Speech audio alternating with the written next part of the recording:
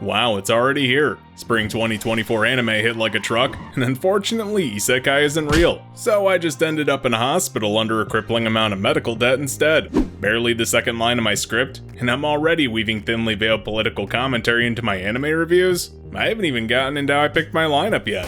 Speaking of,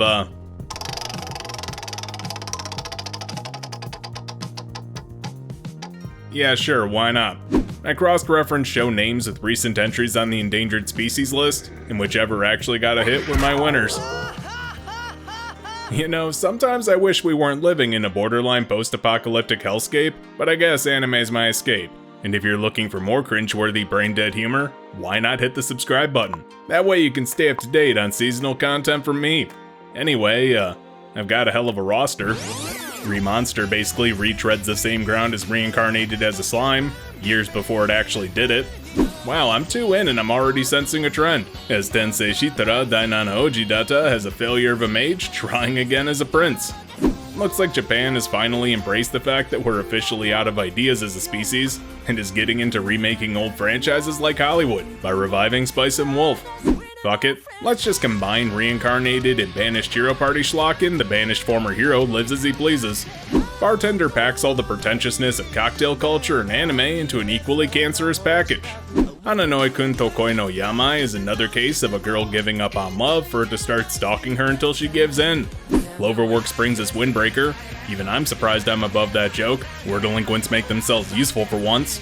An Archdemon's Dilemma is Problematic Romance, the anime, where a demon lord tries to court his recently purchased slave. Oh, actual Tensei is back for its 3rd season, so we won't have to settle for all these knockoffs. Girls Band Cry is the dark timeline for K-On! Studio ACAT is still somehow in business, and ruining a different sport genre with Highspeed Etoile. Dogo Kobo has a night out with Yoru no Kurage wa Yoga 9. If you ever felt that Sentai was stale, so too do the characters, because Sentai Daishikaku has a minion rising up to overthrow his oppressors. Something wholesome comes along with Jisan Basan Wakagairu, where an old man and his wife regain their youth for a second go at life.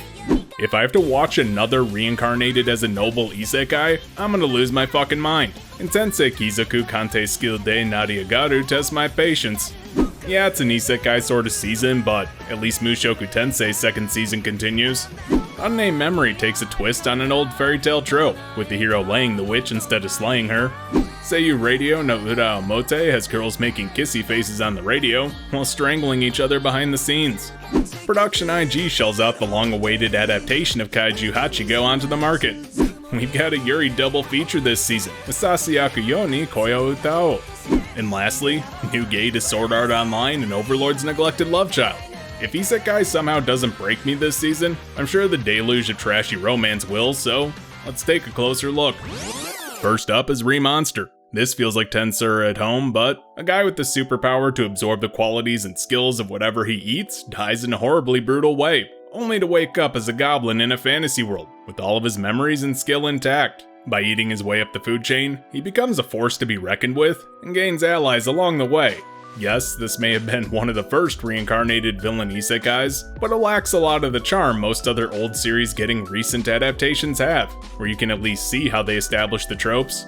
If you're hoping for something unique to snag your attention, there's not really anything here. Despite our dude being a weak-ass trash mob and literally eating his way into becoming OP, while using his human intellect to build a better world for himself and his friends. After seeing this premise done countless times with varying degrees of competence, I'm struggling to settle into this one. It lacks identity because it's been overshadowed by so many more recent entries. So why watch this over them? As for the animation, that's another aspect I'm finding myself numb to. It's a pretty standard production, which is pretty weird considering the studio. A bit lower on effort in its actual art and style, while also not doing much to up its comedy or action through the use of its animation, to the point the gags actually seem recycled from other anime. I don't really go into these previews looking to shit on shows, but I find myself asking why this? When Reincarnated as a Slime is getting its 3rd season this spring, there's zero reason to pick this up over that, unless Reincarnated as a Monster is your particular hyperfixation. Since Reincarnated anime is practically falling from the sky this season, next up is I was reincarnated as the 7th Prince, so I can take my time perfecting my magical ability. Oh wow, rather than someone from modern Japan, a failure of a sorcerer ends up getting his second go as the 7th prince, where he dedicates himself to furthering his magical studies, since he didn't get to in his past life. But things rarely go as planned in anime, so what struggles await?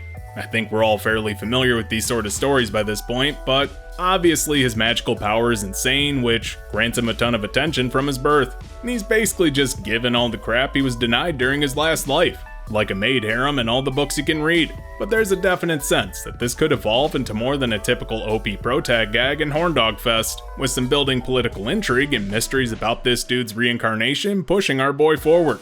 The animation left me more confused than anything. There's lazy CG pretty much everywhere to populate the city itself, not just the people. And that's not even touching how disjointed the art style is overall, because there's drawn elements that don't even mesh within the same scene. But then, like, out of nowhere, there's scenes where the animation goes pretty hard, creating energetic action with some decent comedic timing. I don't know if the director sat down and decided to only polish a quarter of the episode or what, but it's certainly a strange choice. Either way, I'm getting mixed messages. Is this gonna be junk food trash or sleeper hit? It's kinda putting up flags for both, so I guess I'll stick it out to see where it ends up. Alright, I've got a confession to make. Despite my long anime history, I've never actually seen Spice and Wolf. So this recent remake is my first foray into the franchise. Not that it hasn't been on my radar for ages, but just haven't gotten around to it. And hey, here's the perfect excuse. So a traveling merchant happens upon a wolf deity who lost prominence due to the passage of time on his journey, and takes her on as a business partner. Thus the two begin a beautiful friendship that morphs into something more as the story progresses. Like I said, I'm coming into this franchise with a fresh set of eyes, which lets me view this without nostalgia-tinted glasses, though I can certainly see why this holds a place in so many fans' hearts. The world feels alive with its own traditions and culture that's immediately inviting. It's rare for stories to not hook you with the plot, but the world first, and I found myself enjoying this series, to the point that the slow burn storyline wasn't nagging for my attention, because this was like settling into a long journey. The animation for this was pretty fantastic, both fluid in packing in the characters' personalities, while also a clear directorial vision on how the shots should flow. There's a lot of love for the setting and how things are framed, which makes for a grander sense of scale than most other fantasy series on the market. Honestly, if you're a fan of the original, or hell, like myself, looking to get on board, this first episode had a lot to offer, so I'm definitely following it. Back into my reincarnated hell, with the banished former hero lives as he pleases. A boy who failed to receive his standard Japanese fantasy trope of a gift from God was deemed a failure, and is kicked out of his house as a result. Joke's on them, he's a reincarnated hero with all of his powers and memories from his past life, but he also wanted to live life however he pleased, so fuck them anyway. Unfortunately, with how these things usually go, he's put right back on the hero path again due to reasons. Why not?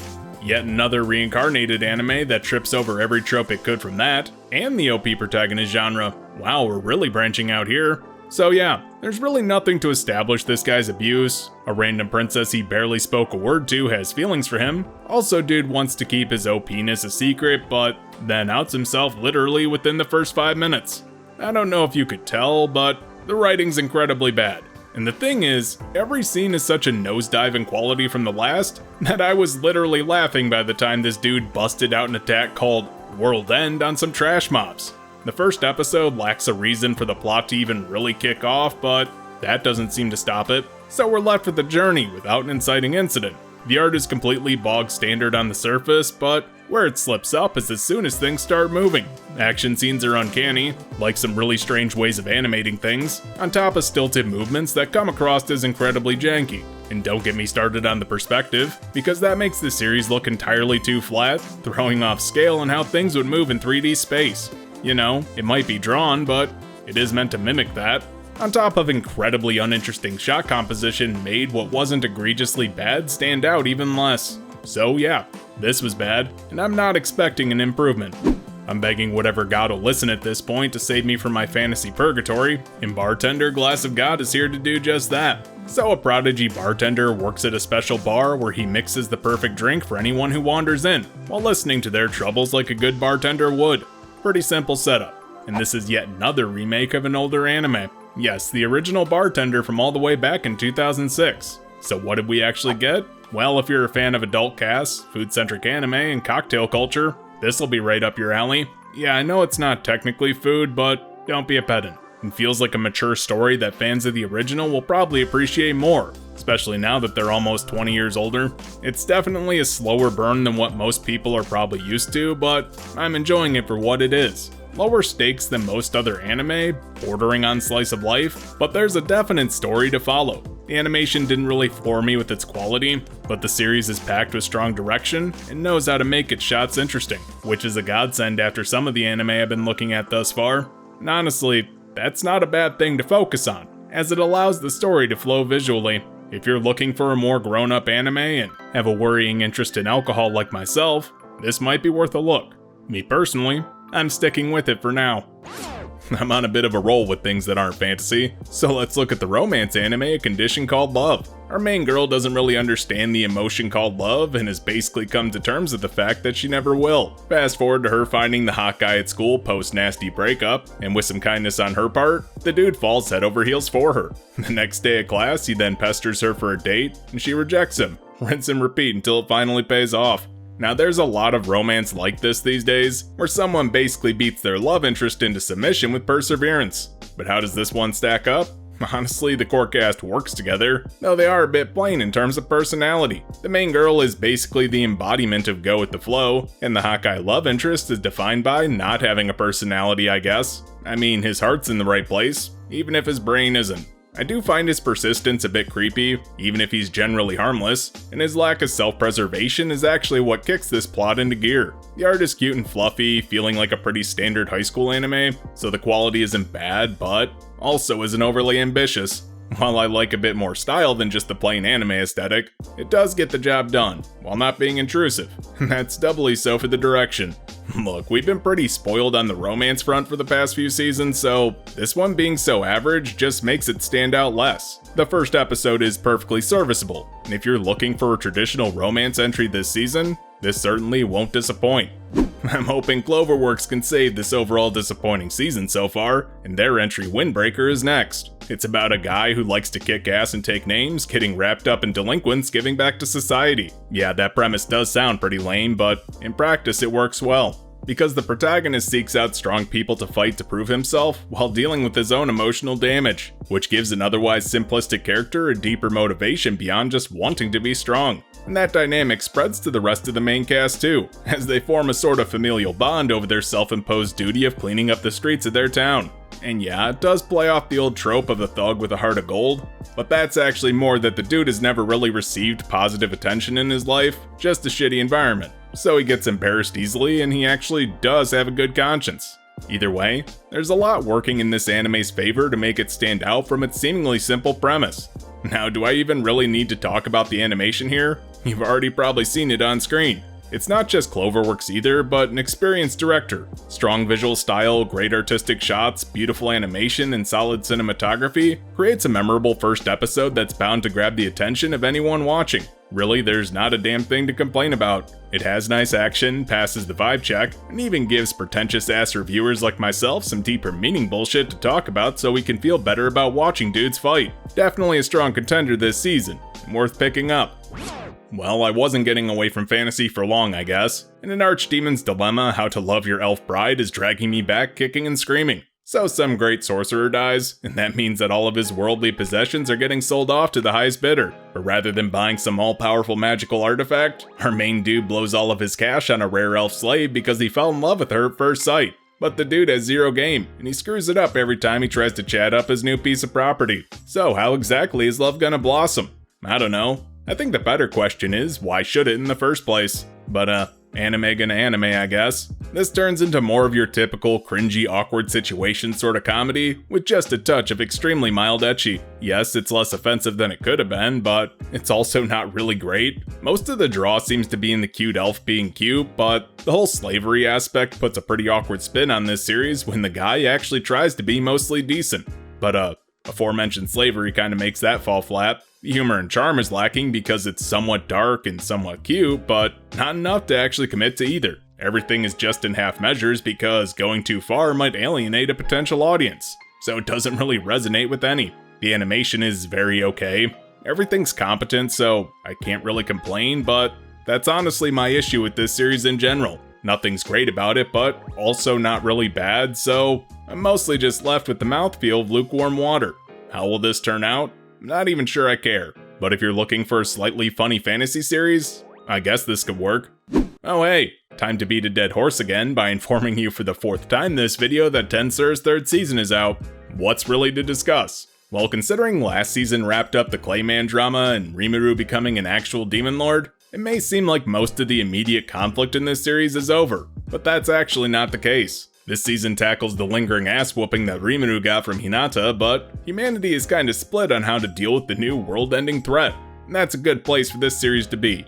While it feels like most of the original plot threads are over, this season proves that there's still legs in this franchise, because we've barely touched on the real villain of this anime. There's a reason this is one of the definitive dude turned into a monster isekai franchises, and it's because this series is fun, with a solid mixture of action, comedy, slice of life, and chill. I'm happy to see the newest season here, and if you're still somehow not watching Reincarnated as a slime, do so, unless isekai just isn't your thing. Oh look, it's the obligatory ad break. Well, unless you're rocking an ad blocker that somehow still works on YouTube. But then again, maybe you just lucked out and didn't get one. Either way, why don't you comment below and tell me if you dodged the capitalism bullet. Back to more shows. Next we have Girls Band Cry, a full CG anime from Toei of all companies. An assortment of girls with their own problems coalesces into a band where they butt heads a bunch, until finally coming out on the other side as friends. So this is a music-centric series about some girls with strong personalities, mediating their interpersonal relationships and trying to do the whole band thing. Which means this anime lives and breathes based on its characters, because if they're not interesting, you're not gonna stick around. Well, good thing the cast is both fun and grounded, while hitting you with enough intrigue to get you invested in their lives. The series presents the driving motivations of the cast in a beautifully artistic way without directly telling the audience. And hey, this is a music series, and it's nice that it's not idle music for once, while also being pleasing on the ears, if not somewhat generic. I've seen enough music anime where music barely features, and luckily here it's a pretty central pillar to this story. Animation for this series is interesting to say the least. Yes, we're looking at a fully 3D anime, and I'm honestly pretty impressed with what we got. The models are expressive while not being too plastic, and the style actually complements the series. It doesn't look like a cheap budget option, but a series designed from the ground up with 3D in mind. The shot choices play well with the medium, and things move naturally on top of being expressive, something most 3D anime has really struggled with. I'm honestly impressed at this first episode, because while it's balancing a lot, it's doing it pretty well in a way that plays off of its strengths. So definitely check it out if you get the chance. Tough luck there though, it hasn't been licensed in English yet. Oh wow, if all of my complaining about CG anime in the past hasn't cursed me enough, we're dealing with a double feature on that front. Highspeed Etoile is about the not so distant future where technology revolutionizes NASCAR by taking out the best part, the crashes of course. Oh, and I guess some girl who screwed up her dream of doing ballet due to an injury ends up racing professionally instead. Better than working at McDonald's, I guess. This series is an interesting mix of near-future sci-fi and sports, and focuses a lot more on the actual sport aspect of the anime. Well, more so than other racing anime I've seen, which is good I suppose. But that does kinda lead into a massive issue with this series, where none of the characters actually stand out. Our ostensibly main character barely gets any screen time, not even appearing until the last scene. There's just a lot of visual input for her to fight against. Between the VTuber-inspired AIs, actual scenery porn, and constantly cutting between characters and cool world-building details, the first episode really struggles to find a focus, and that's a detriment. As for the animation, I will say, ACAT does a better job with full 3D anime than their usual lazy 2D interspersed with poorly integrated 3D, but the final product is still pretty damn stiff. In a post-Beastars world and in the same season as Girls Band Cry, there's zero reason for 3D anime to look like it's made with hard plastic models. Hell, the lighting isn't even consistent within the same scene. And that still doesn't change the fact that ACAT didn't even fully commit, because there's things that are admittedly easier to draw by hand that are still done so. But since I mentioned it, racing is a big part of this anime, and good news on that front. That aspect actually translates really well to 3D. Hell, video games have been doing it for years. Honestly, as far as this one goes, it's okay. If you like racing and some mild sci-fi, the 3D nature allows for them to do some really cool shots that make it more interesting to watch. So overall, it's decent, at least for this first episode.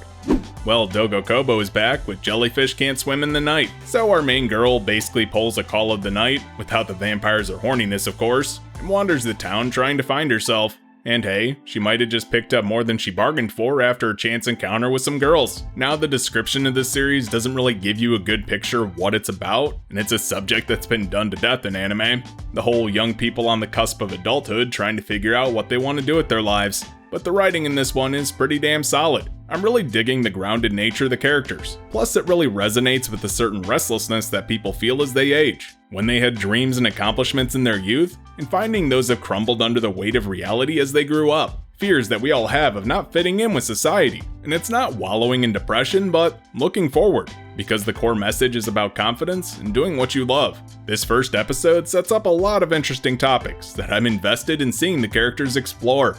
Of course, Dogo Kobo knocked this out of the park once again. Their animation always has a good mix of solid fundamentals, with ambition for making an engaging experience. The environments are detailed, the cast has personality in how they move, strong cinematography setting the mood, and while the style itself is pretty commonplace among higher quality shows, it still looks nice. An overall solid production exploring complex topics in a unique way.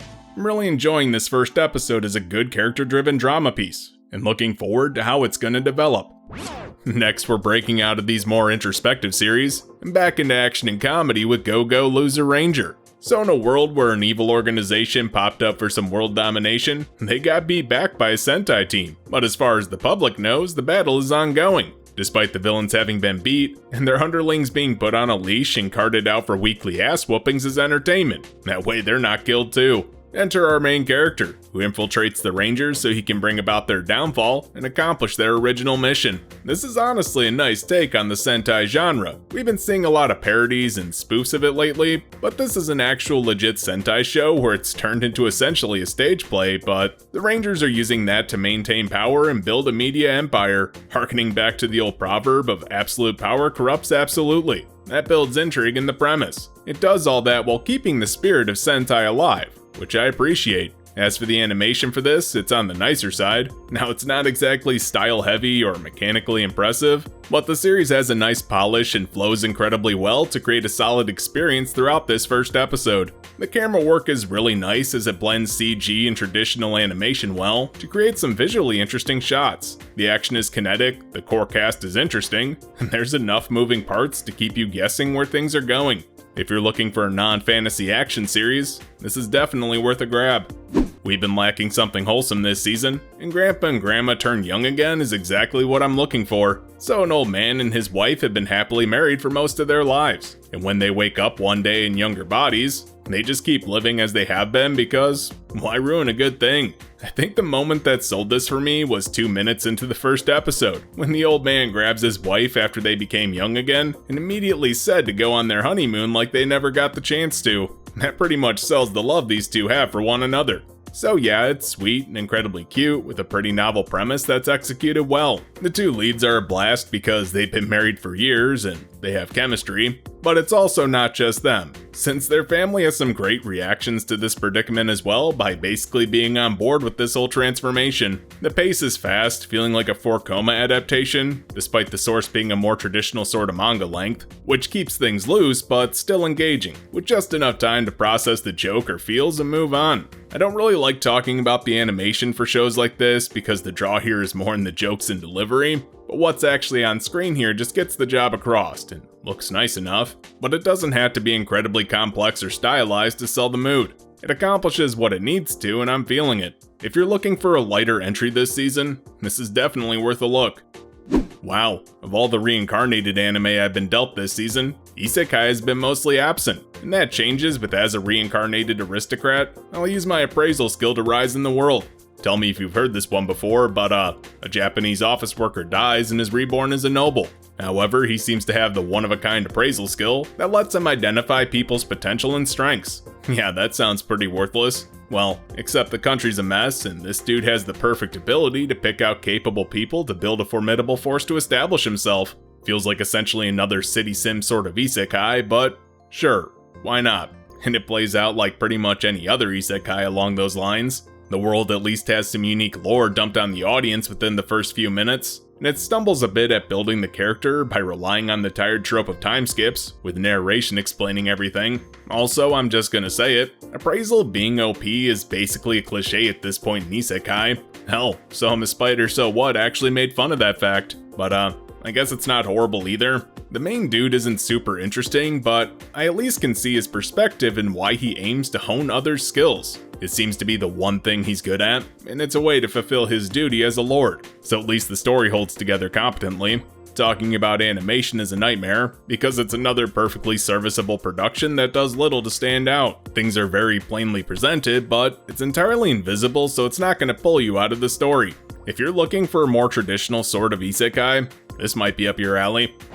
Well, speak of isekai, and it begins flooding your life, but at least it's Mushoku Tensei's continuing second season. At this point, this is a franchise you either love or hate, and I don't really fault people for not liking it. Rudeus isn't exactly a moral paragon, the world is downright awful in places, and there's a pervasive creepy horniness to it all. However, it's also an incredibly well-written fantasy series that literally wrote the book on how to do isekai. This season promises to further the story more than what we got in the first half. Oh, trust me, I was absolutely thrilled to spend half an arc where Rudeus was thinking about his dick rather than with it. But as tempting as that all was, I think I'd like to learn more about the gods of this world, the teleportation incident, and how it all connects to his original world. The first episode doesn't do a ton to get us back on track, besides confirming the erectile dysfunction side plot is thoroughly wrapped up. Great. Aside from that, it's still a fun first episode that focuses more on the relationships that Rudeus has built so far this season, while easing us into the next phase. So I'm looking forward to where this anime is gonna end up.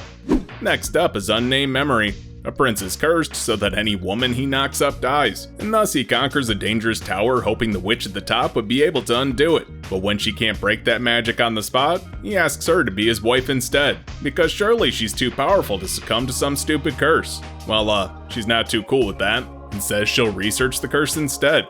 Surely her dark past with the prince's family won't come back to bite him in the ass, right?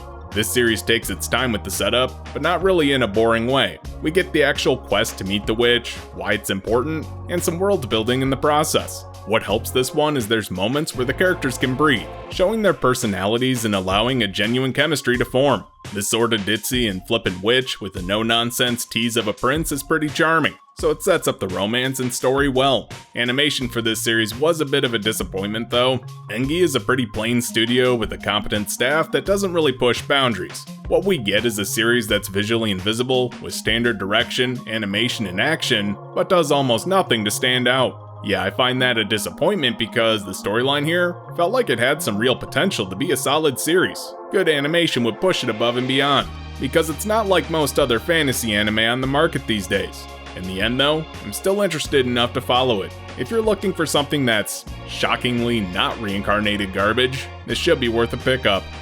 Love is definitely in the air this season, with the many sides of voice actor radio following up. Two girls who just so happen to be voice actors, also happen to be high school students, and, crazy enough, happen to be classmates on top of that, surprisingly can't stand one another. The issue is, they do a weekly radio broadcast program where they have to pretend to be besties. So which relationship dynamic's gonna win out in this love story? Well, probably a bit of both, to appease the weebs. So we've seen these behind the scenes sort of anime before, but while those generally talk about how shit showbiz is, this one's a lot more focused on the characters. And that's a nice change of pace, because it's more interpersonal, less of a depressing sort of show. The characters fall into pretty standard archetypes, with a Gyaru and gloomy loner who have to play the perfect Japanese idol type on air. And I know you're wondering, where the hell does this girl's love tag come in? The whole dual identities aspect does play into it, because the two admire one another professionally, but can't stand the more genuine person outside of work. And that actually creates a nice dynamic here. Because to make their show a hit, they need to get to know each other better outside of work for more believable conversations. So yeah, the characters are archetypal. There's a reason for their choices that feels motivated by their circumstances, making them much more relatable and fairly cute in the process. As for the animation aspect of this anime, it's on the plain side. Really tired of saying that this season. Yeah, it's a pretty standard color palette, no real artistic direction, but the art looks nice enough that it won't pull you out of the experience. So what we get is a pretty normal looking show, with a slightly less than normal subject matter. How will it shape up? Honestly, I'm just expecting it to turn out okay, but we'll find out. Maybe I'll be surprised.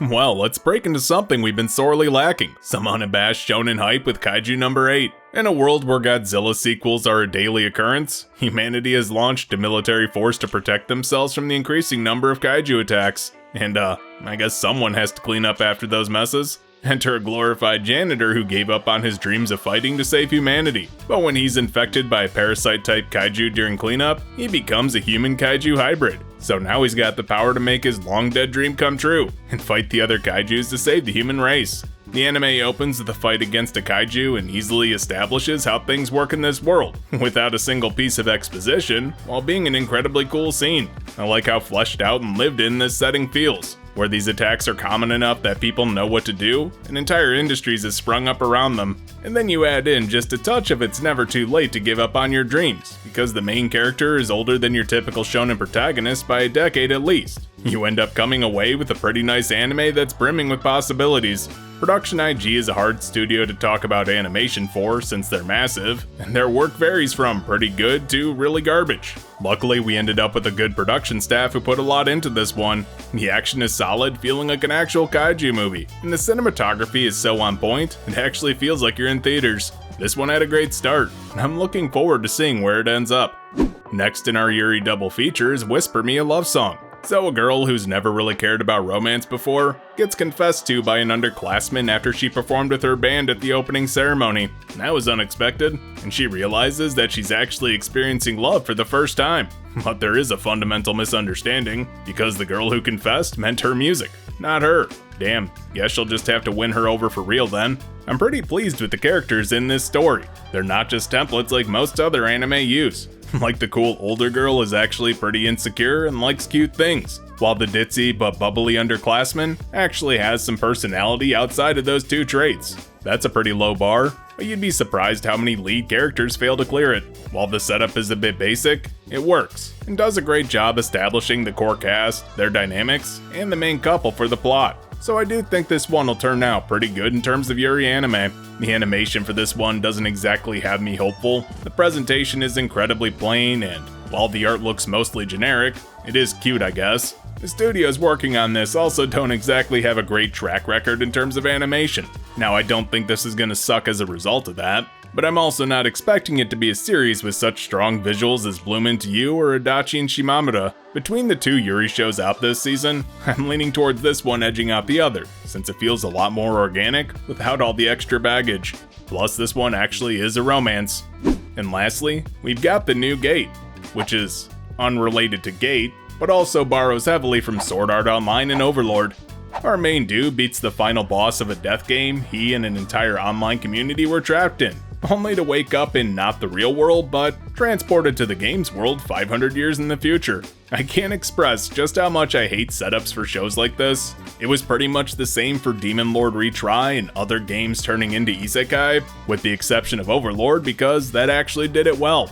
There's a prevailing sense that I'm picking up this story from the halfway point, despite it just starting, and I really don't like that. The dude's already OP, has been on countless adventures, and the fact that after he missed his chance to leave this stupid game, it quickly turns into a shrug and move on moment for him. Yeah, I'm already pretty damn uninterested, especially since the first episode ends with him saying how interesting it's getting. Bro, you've been trapped in this world for how long? Do you not want to go home? So yeah, we're firmly into horrible writing territory with budget Kirito post-Messiah complex levels of wankery. As for the animation, it's hard to believe these are the same two studios working on Whisper Me a Love Song, because while I didn't praise that series for its animation, it was at least competent. This one's just lazy. A lot of close-ups, smash cuts, and other tricks to avoid doing actual animation, because they're clearly doing this one on a budget. There's really not much to say about this anime since it borrows so heavily from its predecessors that there's barely anything original to even talk about. Want an incredibly generic isekai? Sure, I guess check this out then. But there's better isekai out this season and just in general, so I couldn't recommend this over them. So that's it. I don't do comprehensive lists of every show out, but this is what I got for spring 2024. This season was definitely underwhelming compared to the ones past, but there's some promising entries, and a solid mix of slice of life, action, comedy, and honestly just way too much Reincarnated. But tell me your thoughts down below. What anime are you most excited for this season? I'd love to hear it. For now though, hey, you've made it to the end of the video. Don't forget to like, comment, subscribe, share, and do all the other YouTube stuff to help the channel grow. You can also join my Discord with a link down in the description. And if you really want to support me, you can head on over to my Patreon and pick up some extra perks. Speaking of Patreon, I'd like to give a special thanks to Ariel Autumn Sage Stott, JMonth33A, Pokeflute, Robin DBL, Samuel Chen, Tristan, and Vonstrom for their continued support. Thanks for watching.